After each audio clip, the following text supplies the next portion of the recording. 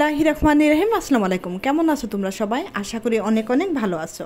আবার চলে আসলাম নিউ আরেকটি লাইফস্টাইল ডেইলি ব্লগ নিয়ে। আমি আছি তোমাদের সঙ্গে বিক্রমপুর মুন্সিগঞ্জের মেয়ে।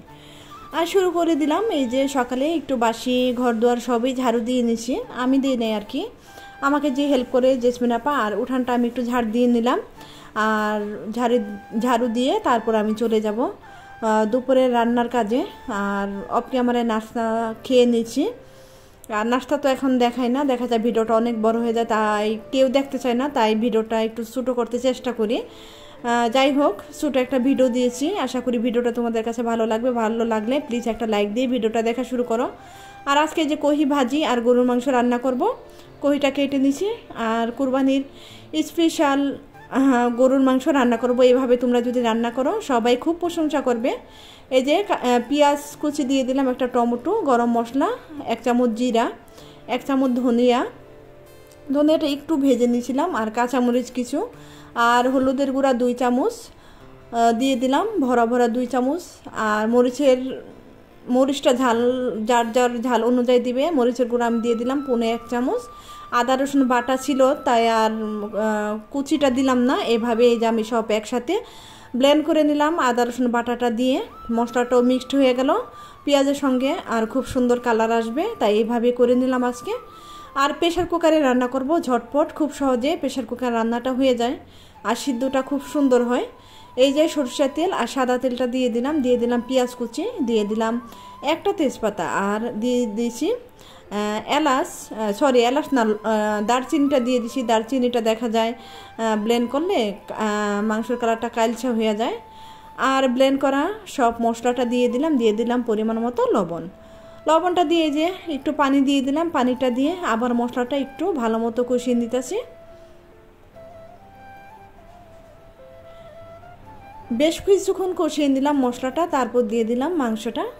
এই হাড় চবড়ি সহ মাংসটা রান্না করে নিলাম। এইভাবে মাংসটা রান্না করলে খুব ভালো লাগে। আস্তে আস্তে সামনে কোরবানির মধ্যে তোমরা এইভাবে প্রেশার কুকারে কিবা এইভাবে মশলাটা তৈরি করে প্রেশার কুকার ছাড়াও তোমরা রান্না করতে পারো। আর যাদের প্রেশার কুকার আছে তারা এইভাবে প্রেশার কুকার দিলে খুব তাড়াতাড়ি গ্যাসও তোমাদের সাশ্রয় হবে, আর রান্নাটাও তাড়াতাড়ি কিন্তু হয়ে যাবে, আর মাংসটাও কিন্তু খুব টেস্ট হবে। এইভাবে আমি ভালো মতো প্রেশার কুকারে মশলাটা কষিয়ে তারপরে এই যে ঢেকে বসাই দিলাম। আর আমি একটু আলু দিয়ে দিব, তোমরা চাইলে আলুটা নাও দিতে পারো। কুরবানির মাংসতে কিন্তু আমরা অনেকেই আলু দিই না, আর এমনি মাংসতে একটু আলু দিই, ভালো লাগে। আর আলুটা একটু লবণ দিয়ে এই যে ভেজে নিতেছি পাশের চুলায়। আলুটা ভেজে তুলে রাখলাম, আর ওদিকে কিন্তু মাংসটা হচ্ছে। আর 3 হতে 4টা সিটি দেওয়ার পর আমি মাংসটা আর কি খুলে তারপর আলুটা দিয়ে দিব। আর এদিকে আমি পাশের চুলায় আলুটা ভেজে এই যে কহি ভাজিটা করে নিলাম, বসাই দিলাম। কহি ভাজিটা আজকে আমি ডিম দিয়ে করব, আর এইভাবে ডিম দিয়ে কহি ভাজি কিন্তু মাশাল্লাহ অনেক টেস্ট হয়। আশা করি তোমাদের কাছে ভিডিওটা এক অংশ হলেও ভালো লাগবে। ভালো লাগলে প্লিজ শেষ পর্যন্ত যারা আছো, যদি নতুন বন্ধু হয়ে থাকো তাহলে চ্যানেলটা সাবস্ক্রাইব করে পাশে থেকে যেতে পারো। আর এদিকে এই যে কহি ভাজিটা সিদ্ধ কিন্তু হয়ে গেল, লবণ পেঁয়াজ কাঁচামরিচ দিয়ে সিদ্ধ করে নিলাম ঢেকে। আর এখন আমি একটু বাগার দিয়ে দিই, এই যে শুকনো মরিচ আর কাঁচা পেঁয়াজ ভেজে নিলাম, আর দিয়ে দিলাম একটা ডিম। পেঁয়াজটা একটু আলাদা করে রেখে দিলাম, আর বাকি তেলটার মধ্যে ডিমটা একটু ভেজে নেই।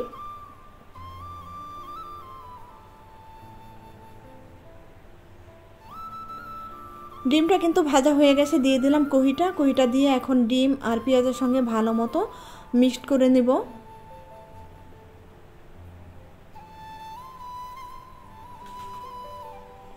এদিকে কহি ভাজিটা কিন্তু হয়ে গেল। আর এদিকে দেখো এই যে প্রেশার কুকারে ঢাকনাটা খুলে নিলাম।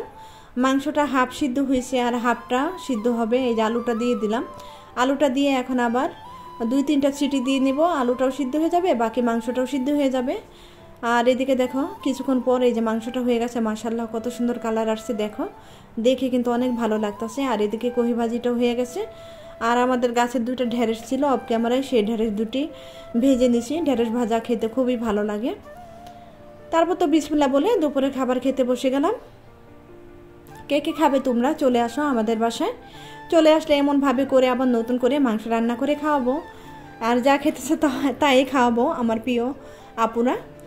আর এদিকে দেখো এই যে ভাজি দিয়ে খেয়ে তারপরে এই যে মাংসটা নিয়ে নিলাম। মাশাল্লাহ, মাংসটা কিন্তু এইভাবে রান্না করলে কালারটা কিন্তু মাশাল্লাহ অনেক সুন্দর আসে। তোমরা কিন্তু এইভাবে একদিন হলো রান্না করে খেয়ে দেখো, একটু কষ্ট করলে কিন্তু রান্না দ্বিগুণ স্বাদ হয়ে যায় রান্নার, আর কালারও খুব সুন্দর হয়, আর সবাই খেয়ে অনেক অনেক প্রশংসা করবে। আর যারা নতুন নতুন রাঁধুনি তারা কিন্তু একবার হলো এইভাবে রান্না করো, আমি কথা দিলাম তোমাদের প্রশংসা করবে রান্না খেয়ে। আর খাবার তো খেয়ে নিলাম লেবু দিয়ে।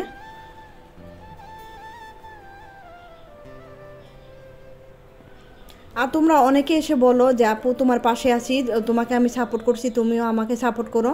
এই কথাটা প্লিজ বলো না, এইভাবে কিন্তু আমার চ্যানেলটা একদম নষ্ট হয়ে যাচ্ছে। তোমরা কিছুই বলো না, অনেকে কমিউনিটিতে না বলে দেখা যায় সরাসরি আমাকে বলে আমি তোমার পাশে আছি, তুমি আমার পাশে থেকো।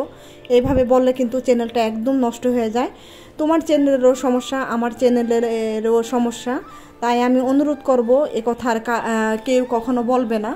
আমি যদি ভালো লাগে এভাবে তোমাদের কাছে চলে যাব, আর আমার এমন বন্ধুর দরকার নাই যে এসে যে আমার চ্যানেলটা নষ্ট করে দিবে। অনেক কষ্টের একটা চ্যানেল, কারণ এই চ্যানেলটা দাঁড়া করতে একটা ইউটিউবারই জানে যে একটা চ্যানেল দাঁড়া করাতে কতটা কষ্ট আর পরিশ্রম করতে হয়, একমাত্র আমিই জানি। আর এই কারণে কিন্তু আমার চ্যানেলটা একদম রিচ পাচ্ছে না, আর ভিউ একদম কম হচ্ছে প্রতিদিন। আর দেখা যায় সাবস্ক্রাইব করে, সাবস্ক্রাইব আবার কেটে নিয়ে যায়, আর একটু যেতে দেরি হলে সাবস্ক্রাইবগুলো কেটে নিয়ে যায়। 24 ঘন্টার পারে অনেকে আসে, 24 ঘন্টা পার হয়ও না সাবস্ক্রাইব করে, দেখা যায় আমি যদি না যাই তখন এই সাবস্ক্রাইবটা কেটে নিয়ে যায়। তার জন্য আমি দেখা যায় এমন করে আসলে আমি আর তাদের চ্যানেলে যাই না। তো আজকের মতো ভিডিওটা এখানে শেষ করবো। সবাই ভালো থাকবো, সুস্থ থাকবো। আল্লাহ হাফেজ, আসসালামু আলাইকুম।